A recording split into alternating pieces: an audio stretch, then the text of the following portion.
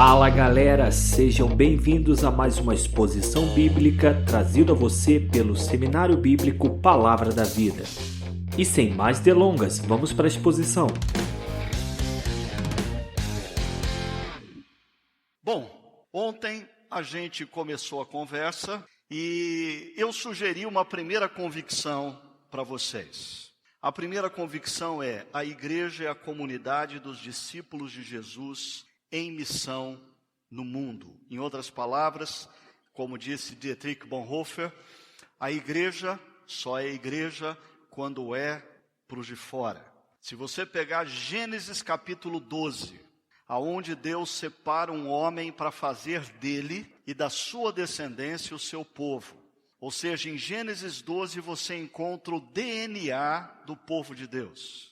E o que você encontra ali é Deus chamando um homem e a sua descendência para ser bênção a todas as etnias da terra. Em outras palavras, Deus não chama Abraão para o benefício próprio. Deus chama Abraão para o benefício de todas as etnias da terra. Abraão não é chamado para si mesmo, Abraão é chamado para os de fora. Mas se você continuar lendo a palavra de Deus, e você chegar nos evangelhos depois que Jesus vem, entra na história como Deus encarnado, cumpre a sua missão, aparece aos seus discípulos, ele diz: assim como o Pai me enviou, eu também vos envio. Em outras palavras, Deus não chamou os discípulos para que eles ficassem separados do mundo, muito pelo contrário, Jesus os chamou e os capacitou com o seu Santo Espírito para que eles pudessem ir. Por sinal, quando a gente pega Atos capítulo 1, verso 8, e Jesus diz que os seus discípulos receberiam poder ao descer sobre eles o Espírito Santo, e o Espírito Santo os moveria para fora, os moveria a serem testemunhas, tanto em Jerusalém, como em Samaria e Judeia e até os confins da terra. Você quer conhecer uma igreja cheia do Espírito Santo? Essa é uma igreja voltada para fora, não para si mesma. Porque ela entendeu que Deus, desde a eternidade, nos amou e nos chamou, não para nós mesmos, mas para o benefício de todas as etnias da terra. Essa é a primeira convicção que eu queria sugerir a vocês. Existem várias convicções, eu vou sugerir algumas, pelo menos 4 para vocês ao longo dessa semana. Uma segunda convicção que eu queria conversar com vocês hoje é essa: o coração da missão é o anúncio do Evangelho. O Evangelho que transforma homens, famílias, cidades e nações. O Evangelho transforma a tudo e a todos. Deus não prometeu transformar o mundo através da igreja. Deus não prometeu transformar o mundo através da nossa criatividade. Deus não prometeu transformar o mundo através do nosso esforço e compaixão. O que pode transformar homens e mulheres, o que pode transformar famílias, o que pode transformar cidades inteiras, o que pode transformar o rumo histórico de nações, é o Evangelho. O Evangelho que tem sido esquecido por muitas igrejas e até mesmo por muitos missionários. Pastor David Nicholas foi pastor de uma igreja chamada Spanish River Church, na Flórida, nos Estados Unidos. Faleceu há cerca de 2, 3 anos atrás. Através da igreja do pastor David Nicholas, em 25 anos, plantou mais de 300 igrejas por todo o mundo. Saiu uma reportagem alguns anos atrás, numa revista evangélica nos Estados Unidos, apontando as 10 igrejas que mais plantam novas igrejas em todos os Estados Unidos. Foi muito interessante porque a igreja do pastor David Nicholas estava por volta de 7ª, 8ª igreja. No entanto, as 3 igrejas que mais plantavam igreja naquela ocasião eram igrejas que haviam sido plantadas pela igreja dele. E antes de morrer, o pastor David Nicholas deixou um livro. E para mim esse livro é um legado. E o livro dele tem o seguinte título: O que fizeram com o Evangelho? O livro dele é baseado numa pesquisa que ele encomendou a um instituto de pesquisa nos Estados Unidos. Esse instituto de pesquisa pegou as pregações do domingo da ressurreição e do domingo de Natal, o domingo do Advento, em 100 igrejas nos Estados Unidos, ou nas maiores igrejas dos Estados Unidos, e esse instituto procurou avaliar se o que era pregado naquelas igrejas era o Evangelho. O resultado dessa pesquisa, que está no livro dele, O que fizeram com o Evangelho, esse livro está em português já, ele aponta que 93% das igrejas pesquisadas, no culto da ressurreição e no culto do Advento, não pregavam o Evangelho. 7% das igrejas, o Evangelho era pregado. O que era pregado então nas outras igrejas? Autoajuda, prosperidade, teologia desvinculada à vida e à transformação, mas não o Evangelho. É interessante que muitas pessoas dizem que nos Estados Unidos da América existe um declínio no engajamento missionário das igrejas e no potencial daqueles que vão para campos missionários. É verdade, em parte houve um declínio numérico, mas não tão acentuado assim. Eu acho que a maior crise que acontece hoje nas igrejas norte-americanas é que 85% do potencial missionário dos Estados Unidos da América está envolvido meramente em ação social no mundo. E aqui eu não queria ser mal entendido. O meu histórico, a minha teologia, é grandemente consolidada e construída em torno da missão integral da igreja. Eu fui profundamente influenciado pelo movimento de Lausanne, no Brasil. O meu ministério tem as cores da missão integral. No entanto, por isso eu quero deixar claro que eu não sou contra a necessidade de nós nos envolvermos com o mundo e crer que Deus está interessado no homem como um todo. Mas o Pacto de Lausanne nos diz que a ação social, ela funciona como uma ponte para a evangelização. A ação social trabalha concomitantemente à evangelização. E a ação social é consequência da evangelização. Em outras palavras, como nós vimos nesse projeto aqui que foi mostrado na Índia, que o pastor Humberto está envolvido, é tarefa da igreja se envolver sim com a dor dos seres humanos, com as injustiças, com toda forma de opressão, libertando pessoas. No entanto, nós jamais podemos nos esquecer que o coração da missão é o Evangelho.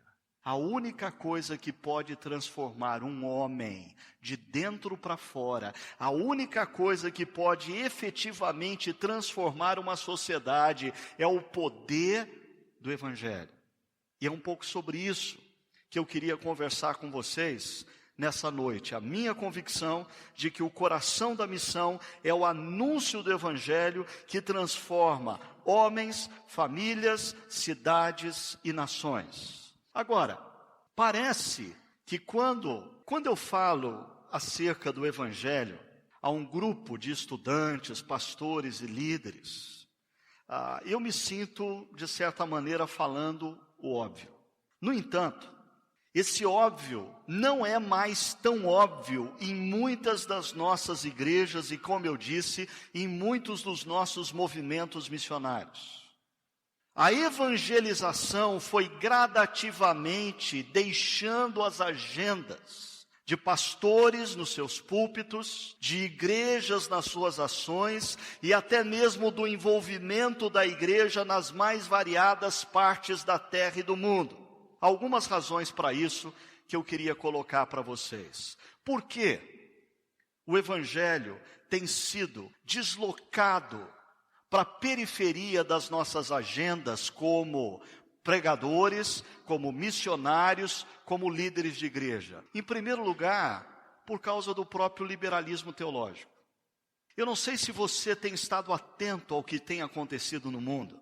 Se você é como eu, que está sempre procurando ouvir expoentes, pensadores cristãos das mais variadas linhas, quer eu concorde com eles ou não, mas o que eu tenho sentido muitas vezes e percebido muitas vezes é que muitos desses que são expoentes, que falam bonito, elaboram poeticamente, têm grandes pensamentos teológicos, têm insights que deixam o povo maravilhado, gradativamente alguns elementos essenciais da fé cristã não estão mais presentes na pregação desses expoentes.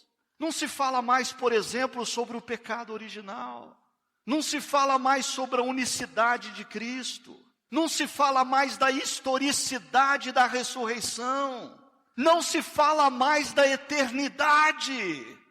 E por que não se fala? Porque no fundo, muitos desses expoentes, eles falam bonito, elaboram poeticamente, têm grandes insights teológicos, mas eles não creem mais no Evangelho. Eles são pensadores cristãos, entre aspas. Eles são líderes cristãos, entre aspas. Eles são líderes de igrejas cristãs, entre aspas.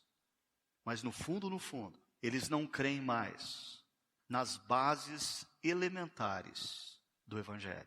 E aí, o Evangelho começa a se deslocar gradativamente para a periferia da agenda da igreja e dos crentes que são liderados ou escutam constantemente essas pessoas. Mas o Evangelho tem sido deslocado para a periferia da nossa vida e do nosso ministério também por causa da secularização. Muitos cristãos, pastores e líderes também, até creem aqui, eles pensam e creem como nós pensamos e cremos. No entanto, gradativamente a vida dessas pessoas foi sendo secularizada e agora, na prática, no dia a dia, a maneira delas viverem, a maneira delas falarem não é mais condizente ao que elas afirmam crer. Existe uma desconexão, uma incoerência, uma inconsistência entre o que se crê e o que se vive. Por exemplo, você tem inúmeros cristãos hoje em dia nas nossas mais variadas igrejas, que se você perguntar para eles, você crê na eternidade? Nenhum deles vai discordar, eles creem e afirmam categoricamente crerem na eternidade. No entanto, a maneira como eles vivem, a maneira como eles se dedicam ao sucesso profissional, a maneira como eles tentam desesperadamente acumular riquezas, a maneira como eles abraçam os seus bens, demonstra uma inconsistência, uma incoerência entre o que se crê e o que se vive. Ainda, o Evangelho tem sido gradativamente deslocado para a periferia da igreja e da fé, por causa do nosso zelo pela nossa própria autoimagem. Existem cristãos que creem nos elementos básicos da vida cristã, creem no pecado original, creem na unicidade de Cristo, creem no que aconteceu na cruz como único caminho, creem na ressurreição histórica de Cristo, creem na eternidade, enfim, eles creem em tudo. No entanto, eles têm um certo receio de serem mal interpretados pelos seus amigos e vizinhos. Sabe como é? Eles não querem passar assim como um fanático religioso ou como um xiita. Então eles são adeptos daquela filosofia atribuída a São Francisco de Assis, mas ninguém me mostra o texto aonde São Francisco de Assis escreveu isso, que diz: pregue o Evangelho a todo tempo, se necessário, use palavras. Depois eu vou voltar a essa frase. No entanto, esses cristãos e líderes que gradativamente deslocaram o Evangelho para a periferia das suas vidas, porque eles têm medo de serem mal interpretados, eles têm medo de serem tidos como fanáticos religiosos ou xiitas, eles vivem na sociedade como verdadeiros agentes secretos de Deus. E eles não confessariam Jesus nem sob tortura, porque eles não querem ser mal interpretados.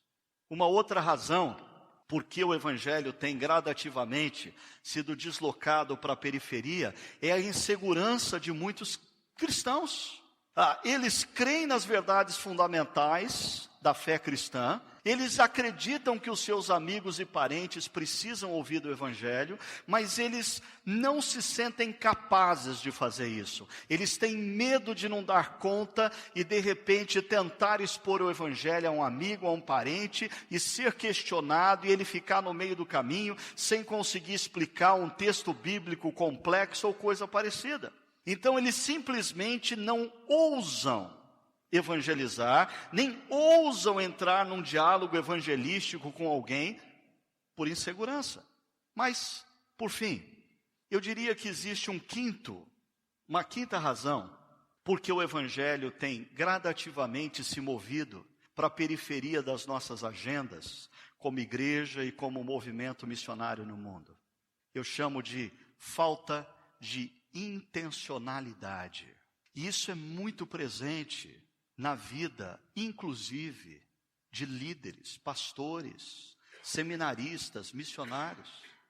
É interessante que quando nós somos treinados para nos deslocarmos para um outro país, e a nossa missão é plantar uma nova igreja num outro país, é interessante que a gente se move com a equipe missionária e a gente começa a fazer de cada relacionamento, de cada oportunidade, uma conexão para uma possível relação de evangelização.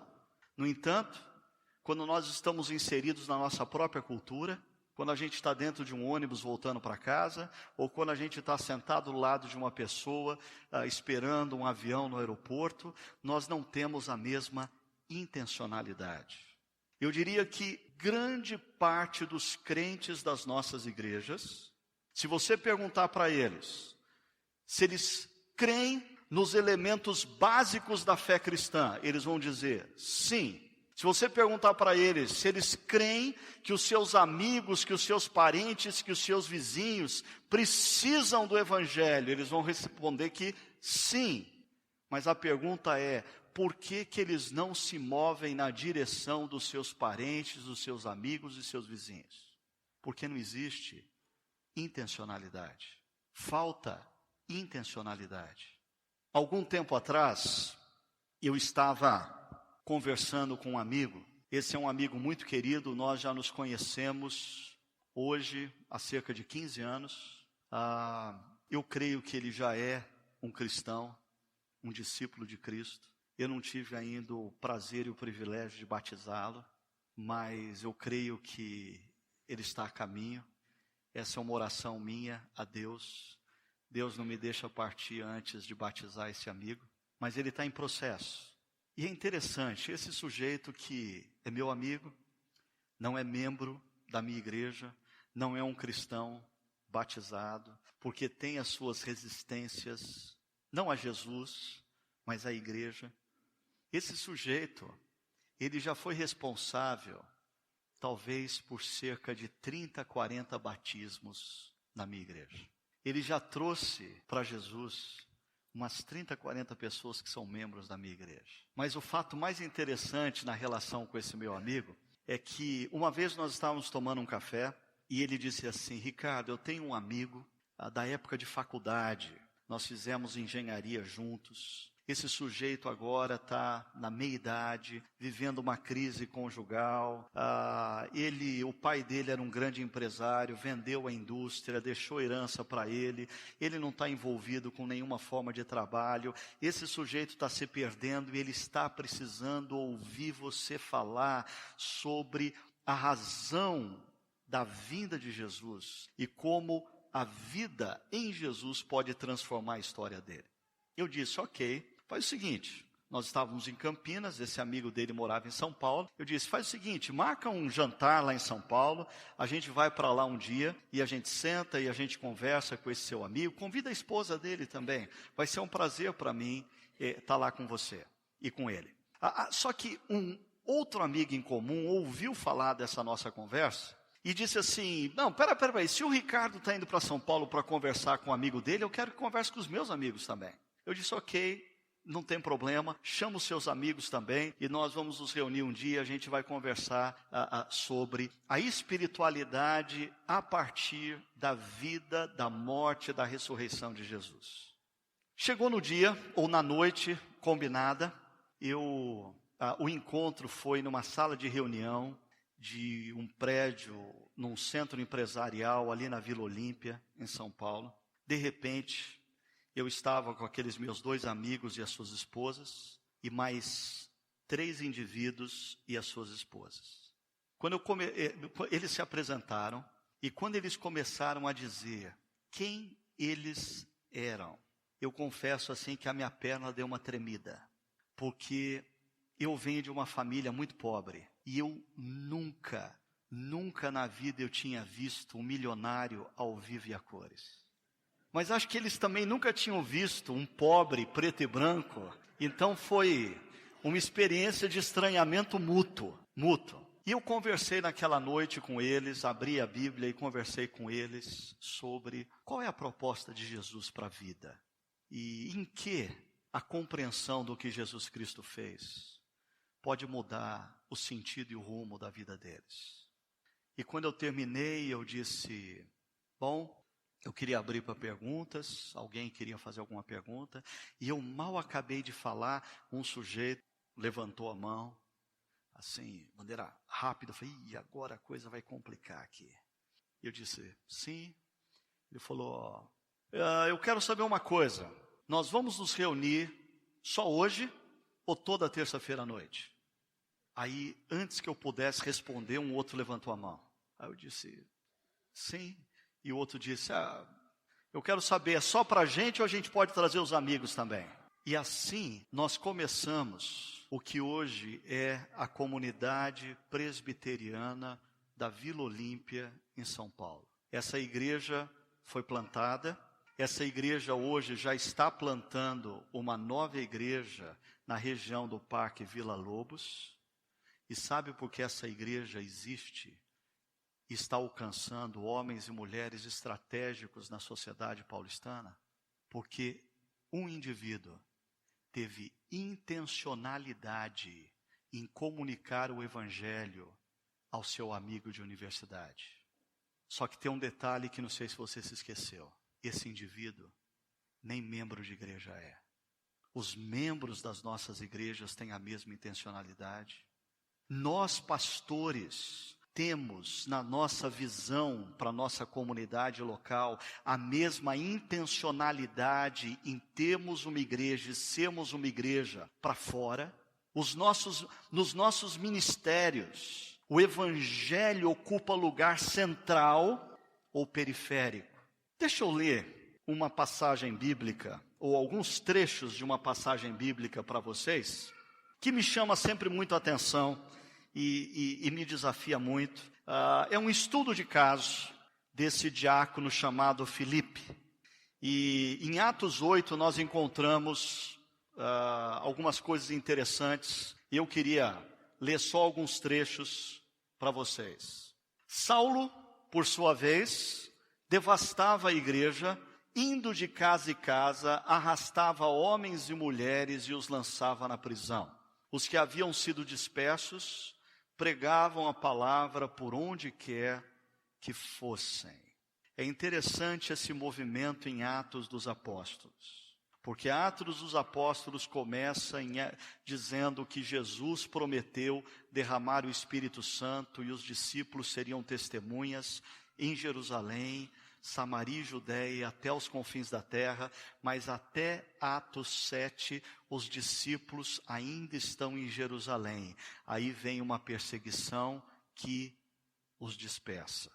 O texto continua dizendo, indo Filipe para uma cidade de Samaria, aí lhes anunciava o Cristo. Filipe é um desses dispersos.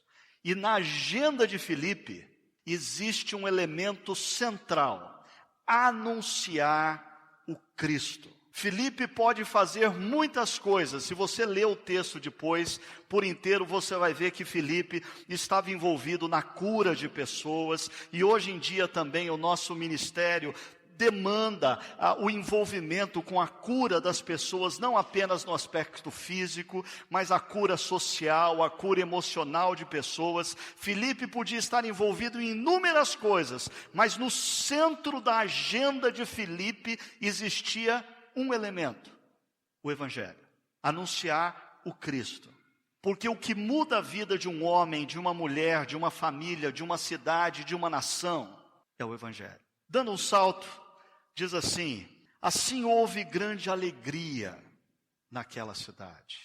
Você quer ser um instrumento de Deus para a promoção da alegria numa cidade? Pregue o Evangelho. Você quer ser instrumento de Deus para a promoção da alegria numa região inteira do país?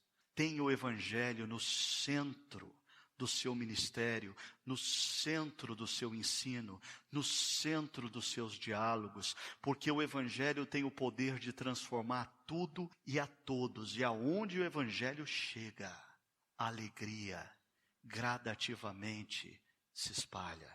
É o que está acontecendo na Índia, é o que está acontecendo em várias partes do mundo.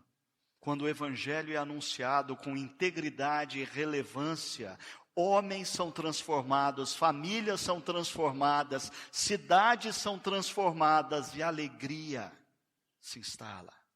Mas o texto continua dizendo: um anjo do Senhor disse a Filipe: vá para o sul, para a estrada deserta que desce de Jerusalém a Gaza. E aqui eu queria parar um pouquinho para só dar uma dica para você que planeja dedicar sua vida ao ministério, seja ele pastoral, seja ele missionário. Para mim, essas duas coisas estão juntas. Eu sou um pastor missionário, por isso eu planto igrejas, por isso eu estou envolvido na evangelização de pessoas, apesar de ser um pastor que cuida de pessoas também. Agora, é interessante que esse verso, ele prevê para você o que vai ser a sua vida, você que deseja se dedicar à vontade de Deus. Parece que assim, a vida daqueles que se dedicam a Deus é um constante ouvir uma voz que diz: sai e vai, sai e vai. Eu já ouvi esse sai e vai algumas vezes na minha vida. Quando eu tinha cerca de 18 anos de idade, eu tinha um excelente emprego, estava me preparando para cursar engenharia química na Unicamp em Campinas, e foi talvez a primeira vez que eu ouvi a voz dizendo: sai e vai. E eu tive que sair, e eu fui para um seminário, e eu me tornei um pastor, e eu fui para uma igreja na periferia da cidade de São Paulo, uma igreja pequena, uma igreja cheia de problemas. Deus nos abençoou tremendamente durante 8 anos. Muita coisa aconteceu naquela igreja. Aquela igreja cresceu numericamente, cresceu qualitativamente, cresceu no serviço. Aquela igreja se envolveu com as necessidades do bairro. Nós tínhamos um projeto social que era maior do que a própria igreja. Cuidávamos de 900 crianças todos os dias, através de creches, casa de passagem, escola. Tínhamos 4 igrejas na região plantadas já.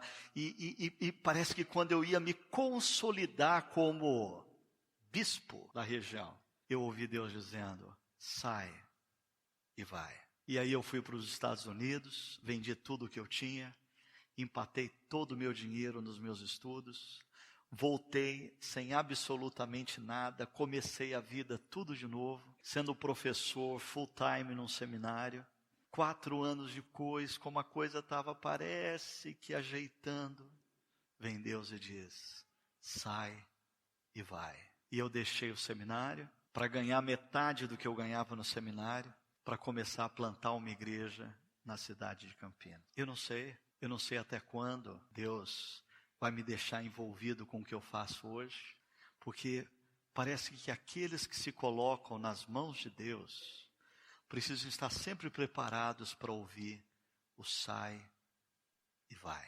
Filipe sai e vai de Jerusalém para essa cidade de Samaria. Quando parece que o ministério dele está consolidado, a igreja cresceu, muita coisa está acontecendo. Filipe não é um pastor de uma igreja local, Filipe é pastor da cidade. A igreja está tomada a cidade está tomada pela alegria do evangelho. Aí Deus diz: sai e vai. E sai e vai para onde? Para um lugar deserto, para um caminho deserto que desce de Jerusalém a Gaza. E ele se levantou e partiu. No caminho, encontrou um eunuco etíope, um oficial importante encarregado de todos os tesouros de Candace, rainha dos etíopes. Esse sujeito era uma espécie de ministro da fazenda da Etiópia. Esse homem viera a Jerusalém para adorar a Deus. É interessante, esse sujeito é da Etiópia, mas ele está em busca de Deus. E olha, quando você lê o livro de Atos dos Apóstolos, é impressionante como Atos nos mostra que pessoas do lado de fora da igreja estão em busca de Deus. Eles podem ainda não ter tido contato com o Evangelho, mas eles estão em busca de Deus. Ou melhor, quando nós chegamos para evangelizá-los, Deus já está lá trabalhando na vida deles há muito tempo. O nosso trabalho é simplesmente ser sensível ao que Deus está fazendo, nos mover na direção do que Deus está fazendo na vida de uma pessoa e nos conectarmos ao que Deus já está fazendo. Deus já vinha trabalhando na vida desse sujeito. Filipe é convidado a se mover na direção da vida desse sujeito e se conectar ao que Deus já está fazendo.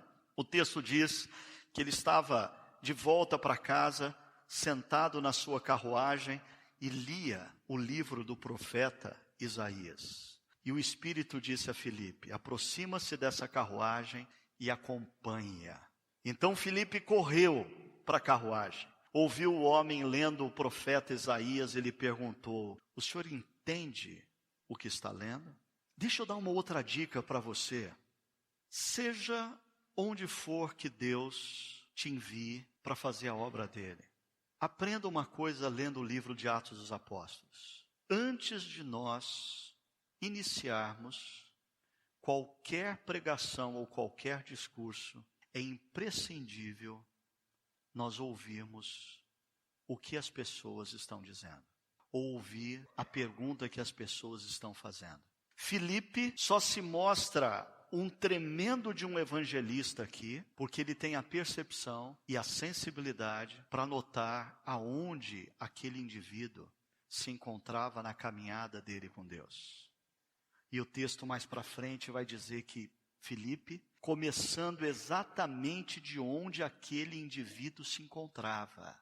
Mais tarde, o apóstolo Paulo, no Areópago, conversa com os homens da cidade de Atenas, centro cultural, centro intelectual do mundo antigo, mas antes dele iniciar o que ele tem a dizer, ele escuta a pergunta.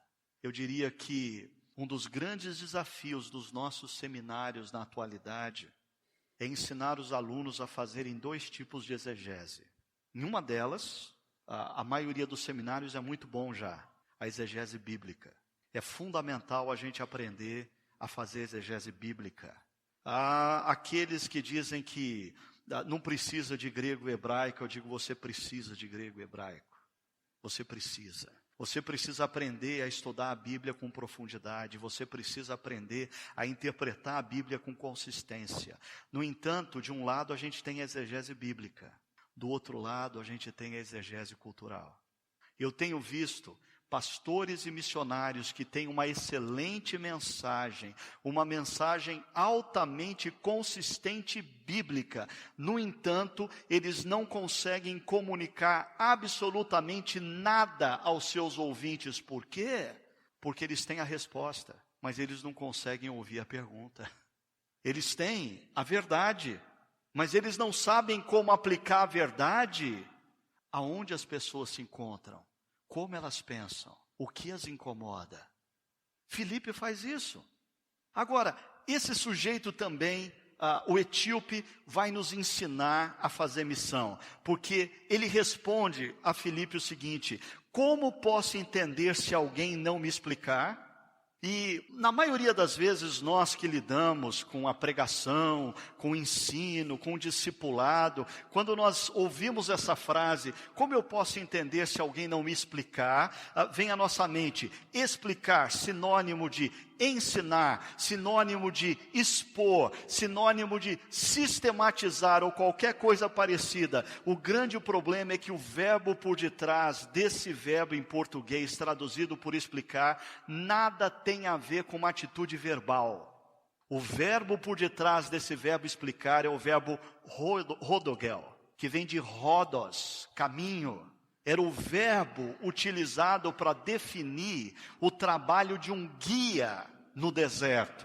Aqueles homens que guiavam pessoas através do deserto, andavam lado a lado com aquelas pessoas nas noites frias e nos dias quentes. O que esse sujeito que está na carruagem está dizendo para o missionário Filipe é: como que eu posso entender se alguém não me guiar? E para guiar, você tem que entrar na carruagem. Para guiar, você tem que sentar do lado. Para guiar, você tem que sentir o cheiro da pessoa. Para guiar, você tem que tomar muito cafezinho junto. Para guiar, você tem que andar lado a lado. E muitas vezes primeiro aprender a ouvir a pergunta, para depois poder apresentar a resposta. Eu diria que muitos ministérios pastorais ou de missionários, às vezes é muito mais caracterizado por um ministério de vender guia.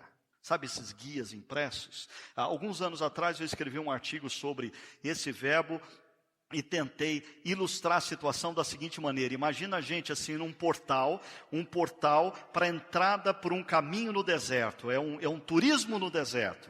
E nesse portal você encontra barraquinhas de todos os tipos, barraquinhas vendendo guias para andar no deserto. E tem sujeito que prega bem, vende bem, e ele fala: olha, o meu guia, 5 passos para uma vida bem-sucedida no deserto. E o outro diz: não, o meu guia, 10 passos ilustrados para uma vida triunfante no deserto. E todo mundo vendendo guia. Mas o que está faltando hoje no mundo, na missão, na igreja, são líderes, não que vendam guias, mas que sejam guias, dispostos a entrar na carruagem, sentar do lado e caminhar junto. Isso leva tempo. E aí o texto continua dizendo: então Filipe, começando com aquela passagem da Escritura, anunciou-lhe as boas novas de Jesus. Qual é o centro do ensino de Filipe? Qual é o centro da mensagem de Filipe? Qual é o centro do ministério de Filipe? O Evangelho. Prosseguindo pela estrada, chegaram a um lugar onde havia água. E os batistas já pensam em rio. Um presbiteriano pensa numa poça, certo? Não precisa ser. Né? O eunuco disse: olhe aqui a água, que me impede de ser batizado. E eu não sei qual que seria a resposta de um batista, mas a resposta de um presbiteriano seria: o que te impede, você ainda não fez a classe de catecúmenos. Como que eu posso te batizar se você ainda não fez a classe de primeiros passos na vida cristã? A gente mal se conhece, agora você está querendo ser batizado. Mas é interessante que, disse Filipe, você pode, se crer de todo o coração. O eunuco respondeu: creio que Jesus Cristo é o Filho de Deus. Essa é a afirmação mais poderosa que existe na face da terra. Essa é a afirmação que colocou o Império Romano abaixo. Essa é a afirmação que ao longo da história tem transformado a vida de homens e mulheres. Essa é a afirmação que tem mudado a história de casais. Essa é a afirmação que pode mudar o rumo de uma nação. Assim, deu ordem para parar a carruagem. Então Filipe e o eunuco desceram da água e Filipe o batizou. Quando saíram da água, o Espírito Santo arrebatou Filipe repentinamente. O eunuco não o viu mais e, cheio de alegria, seguiu o seu caminho. Não é interessante como Lucas faz questão de registrar que quando o evangelho chega numa cidade, o evangelho promove alegria. E quando o evangelho chega numa vida, o evangelho promove alegria. Só que o que acontece? Filipe, porém, apareceu em Azoto, indo para Cesareia, pregava o evangelho em todas as cidades pelas quais passava. Qual era a agenda central do ministério de Filipe? O evangelho. Filipe podia fazer muitas coisas e se envolver com muitas coisas, mas o coração do seu ministério e da sua agenda era aquele que também é o coração da missão da igreja, o Evangelho. Deixa eu falar para vocês, só sistematizar uma coisa aqui para vocês.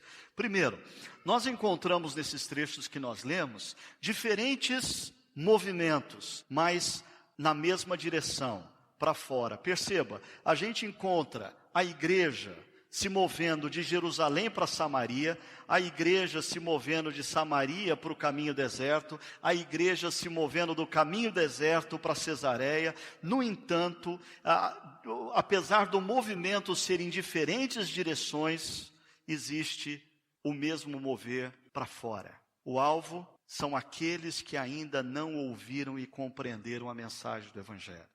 Eu fiz questão de colocar esses dois verbos grifados ali, ouviram e compreenderam, porque é a linguagem que o apóstolo Paulo usa em Colossenses capítulo 1. O apóstolo Paulo diz: o mesmo evangelho que tem transformado tantas vidas, chegou até vocês, quando vocês ouviram e compreenderam o evangelho de Cristo. E essa é uma dica do que nós precisamos fazer, onde quer que nós estejamos, seja qual for a cultura na qual Deus nos colocar, seja qual for o desafio que Deus colocar diante de nós. Nós precisamos anunciar o Evangelho de maneira, primeiro, que as pessoas escutem, mas segundo, de forma que as pessoas compreendam. Mais uma vez, a exegese bíblica e cultural, porque muitas vezes o nosso discurso do Evangelho é altamente bíblico, é íntegro em relação à sua consistência teológica. No entanto, não tem pontos de conexão com a cultura do nosso ouvinte, logo o nosso ouvinte não consegue entender o que nós estamos dizendo. Deixa eu dar um exemplo bíblico para vocês que se encontra em Atos dos Apóstolos. Depois eu queria que você, como lição de casa, antes de dormir essa noite, lesse Atos capítulo 2 e percebesse a pregação do apóstolo Pedro em Atos capítulo 2, no templo de Jerusalém.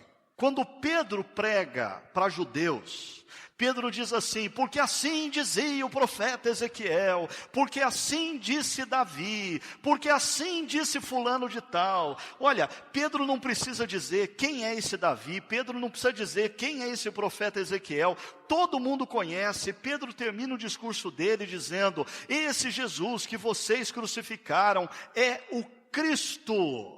A palavra grega para Messias é um conceito teológico. Mas os ouvintes de Pedro compreendiam plenamente o que Pedro está falando. Agora, pega o discurso de Pedro e coloca em Atos 17, nos lábios de Paulo, no Areópago. E se Paulo fizesse isso, no mínimo ele ia tomar uma vaia. Porque ninguém ia entender absolutamente nada do que Paulo, usando o discurso de Pedro, estava fazendo. Mas graças a Deus, Paulo não faz isso. Paulo comunica o mesmo evangelho que Pedro comunicou em Atos 2, mas fazendo uso de elementos da cultura dos atenienses. O Deus desconhecido, o conceito do Deus desconhecido e mais. Paulo demonstra um profundo conhecimento dos atenienses, fazendo menção aos poetas atenienses, fazendo menção a hinos e a canções dos atenienses. Eu diria, seja o seu ministério inserido na cultura brasileira, seja o seu ministério inserido numa cultura do outro lado do mundo. Hoje em dia, se você de fato quer ser usado poderosamente por Deus, você precisa aprender a fazer uma exegese bíblica consistente, com integralidade, mas ao mesmo tempo você precisa aprender a ler a cultura, fazer exegese do seu tempo, para você comunicar o evangelho que é imutável, inegociável, no mundo em que você está inserido. O evangelho tem a verdade, a cultura tem as perguntas. E nós precisamos ouvir as perguntas e apresentar a resposta de uma maneira que as pessoas escutem e compreendam. Uma outra coisa que eu queria destacar desse texto. A segunda coisa, diferentes lugares, mesma tarefa, anunciar. Olha só, seja em Samaria, seja no caminho deserto, seja em Cesareia, o centro do ministério de Filipe é o anúncio do Evangelho. Aqui eu queria conversar um pouquinho mais com vocês sobre aquela famosa frase atribuída a São Francisco de Assis, que diz: pregue o Evangelho a todo tempo. Pregue o Evangelho a todo tempo, se necessário use palavras. Eu confesso para vocês que a primeira vez que eu ouvi essa frase, talvez eu ainda era seminarista, e a maneira como ela foi citada me impressionou. E eu tomei nota, porque eu falei, eu preciso usar isso no meu próximo sermão. Essa frase é bonita para chuchu, vai impressionar o povo da igreja, ainda mais eu citar São Francisco de Assis. Essa frase pode ser linda, maravilhosa, mas primeiro, ninguém tem prova literária de que São Francisco de Assis escreveu isso. Segundo, apesar de bonita, ela é um tremendo equívoco bíblico e teológico. Se você é um cristão bíblico, você não pode concordar com essa frase. Se a sua agenda missionária é bíblica, você não pode concordar com essa frase. Porque o próprio apóstolo Paulo, em Romanos capítulo 10, diz: todo aquele que invocar o nome do Senhor será salvo, como aquele etíope fez. Eu creio que Jesus é o Filho de Deus. Ele foi salvo. Agora, Paulo continua dizendo: como, pois, invocarão aquele em quem não creram? E como crerão naquele de quem não ouviram falar? E como ouvirão se não houver quem pregue? Baseado em Romanos 10, eu não posso concordar com essa frase supostamente atribuída a São Francisco de Assis. É verdade que Dave Ferguson, recentemente no seu livro Discover Your Mission Now, ele fez uma sugestão. Ele disse que essa frase de São Francisco de Assis foi mal traduzida para o inglês, e daí vem a nossa confusão também em português. Ele disse que São Francisco de Assis nunca disse o que nós acabamos de ler, mas sim, pregue o Evangelho a todo tempo. Quando necessário, use palavras. Então ele defende a tese de que em algum momento, sempre vai ser necessário. Nós devemos pregar o Evangelho a todo tempo através da nossa vida, através do nosso exemplo, através do nosso serviço. Mas vai chegar um momento que será necessário usar palavras. Ok. Diante disso, deixa eu te apresentar aqui o que eu tenho usado junto à minha comunidade local, como uma espécie de roteiro para que as pessoas tenham uma vida mais centrada no Evangelho, na relação com seus amigos e parentes. Primeiro passo, eu sempre digo, se você gostaria de alcançar uma pessoa com o Evangelho, em primeiro lugar, não converse com ela sobre Deus, mas converse com Deus sobre ela. Se você deseja, se Deus tem colocado no seu coração um povo, um determinado grupo, antes de você falar para aquele povo, para aquele grupo sobre Deus, fale daquele grupo, daquele povo com Deus. Segundo, conecte-se com a pessoa ou com o grupo. Como que isso acontece? Dá uma olhada. Primeiro, estabeleça relacionamento, principalmente se você for atuar como um servo, uma serva de Deus nos grandes centros urbanos, centros caracterizados pelo que nós chamamos da cultura pós-moderna. Nunca relacionamentos foi tão importante, tão imprescindível para aqueles que pretendem evangelizar homens e mulheres. Ainda, escute mais e fale menos.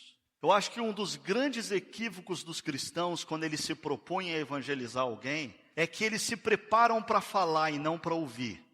E eles chegam diante das pessoas, não importa o que elas vão dizer, eles só estão procurando recordar aqui na cabeça o que eles precisam dizer, eles nem conseguem escutar o que as pessoas estão dizendo. Escute mais o seu amigo, escute mais o seu parente, escute mais o seu vizinho, fale menos. Se você se dedicar a escutar mais, você vai perceber quais são as perguntas. Se você escutar mais, você vai perceber quais são os medos, quais são os anseios, quais são as necessidades. Ainda, encontre espaço para servir. No nosso mundo contemporâneo, principalmente no contexto urbano, pós-moderno, pessoas só vão dar ouvidos ao que você tem a dizer quando elas se convencerem de que você realmente tem interesse por elas. No mundo atual, você precisa conquistar o direito de ser ouvido.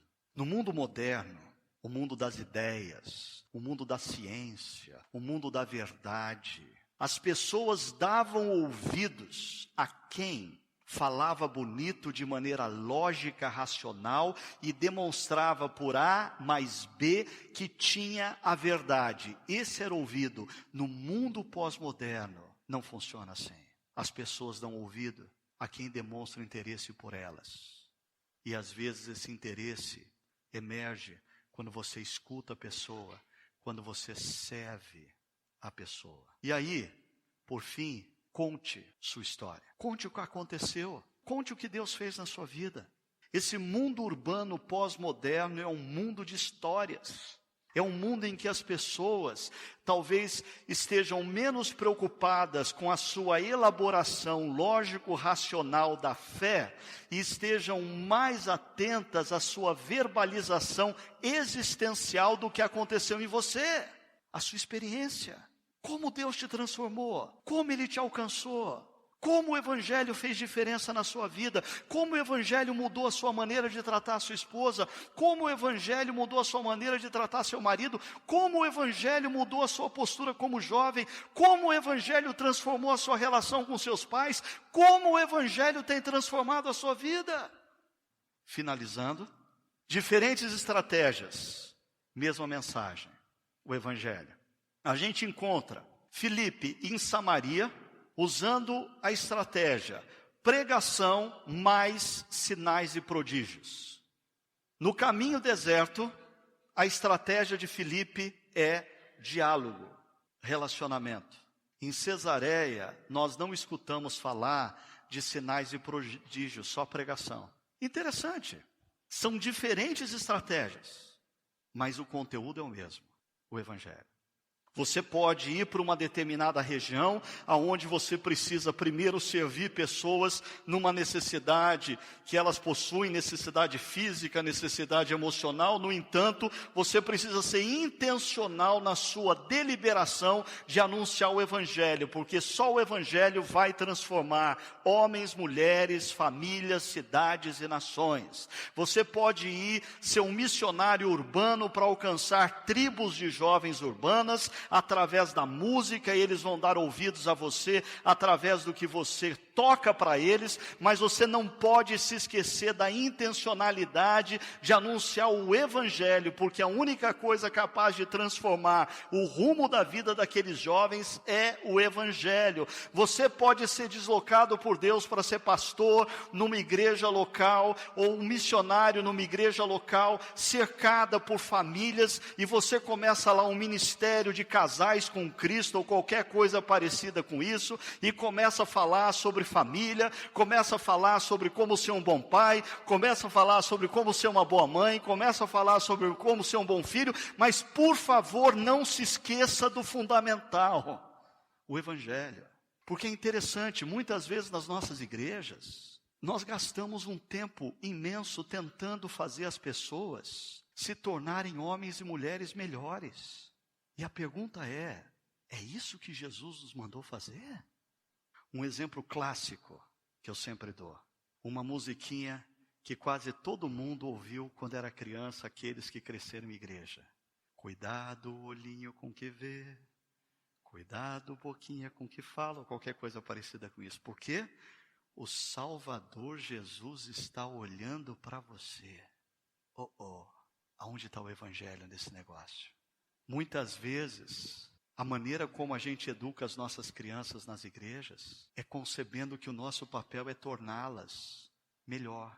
Eu me lembro, e assim eu vou terminando. Os meus filhos até a 8ª série estudaram em escola evangélica, e aí quando eles passaram para o 2º grau, ou hoje em dia ensino médio, foram para uma escola secular, porque eu sempre achei que eles precisavam estar envolvidos no mundo. E os meus 2 filhos mais velhos passaram pela Unicamp, a minha filha mais velha por uma área assim tremendamente difícil dentro da Unicamp, mediologia, mas graças a Deus foi uma cristã, deu testemunho e até hoje vive uma vida séria com Deus. Mas a minha filha mais nova me deu um susto e eu tirei ela mais cedo da escola cristã. Pelo seguinte, um dia eu recebi a prova de religião dela. E na prova de religião dela, tinha uma pergunta que dizia assim: quais são os 10 mandamentos? E ela respondeu certinho quais são os 10 mandamentos. Aí a segunda pergunta dizia assim: você tem cumprido os 10 mandamentos? E ela respondeu: eu tenho cumprido 9. Eu não consigo cumprir um deles porque a minha igreja funciona de domingo. Sabe o que me deu medo? Pensar que a minha filha, no fundo, ela não conseguia entender que ela precisa do Evangelho. Porque o foco da escola era torná-la uma boa menina. E não uma pecadora convicta, rendida ao amor de Deus, demonstrado na cruz. No ministério de Jesus, sabe quem tem mais dificuldade de entender o Evangelho e se render ao Evangelho? Os religiosos. Porque no fundo, eles acham que Deus os ama porque eles são melhores do que aqueles que estão do lado de fora da igreja. No fundo, eles acham que Deus os ama porque eles estão lendo a Bíblia e orando todo dia.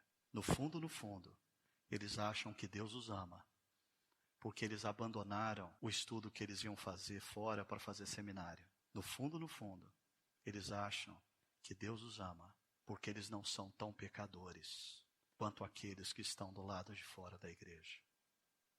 Sabe o que isso demonstra? Nós precisamos resgatar o Evangelho. Sabe por que Deus te ama? Porque Jesus morreu por você naquela cruz. Por mais que você se dedique em se manter puro, em ser diferente, em ler a Bíblia e orar todo dia, tirar boas notas no seminário, não é isso que vai fazer Deus te amar. Deus já te ama por causa do que Jesus Cristo fez naquela cruz. E quanto mais a gente reflete nisso, o apóstolo Paulo diz, nós somos constrangidos. Constrangidos a quê? A mudar de vida. Constrangidos a quê? A ir e anunciar àqueles que ainda não conhecem o Evangelho do meu Salvador, o Evangelho do seu Salvador. E essa foi mais uma exposição bíblica. Obrigado por ter ouvido. Para saber mais, nos siga no Facebook e no Instagram, SBPV Brasil. Palavra da Vida. Teologia para vida e ministério.